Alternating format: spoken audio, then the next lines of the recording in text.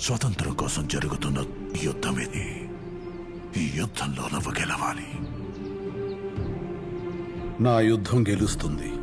నీలో ఉన్న ఆవేశాన్ని సామాన్యుల్లో కూడా రగిలించావు. పసివాడి చేత కూడా పిడికిలి బిగించే తెగింపు తీసుకొచ్చావు. అంతర్యుద్ధం ముగిసింది.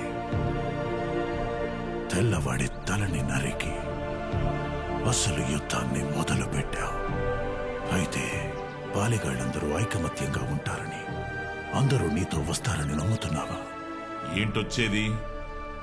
నీతో పాటు అందరం అడిగేయాలా? మాకు పౌరుషం లేక కాదు ఇన్నాళ్లు మేము ఎదురు తిరగంది. ఆ బ్రిటిష్ వాళ్ళని ఎదిరించి మహామహారాజులే మట్టిలో కలిసిపోయారు. అయినా మన వెనకాల ఎవరున్నారు? ప్రజలు.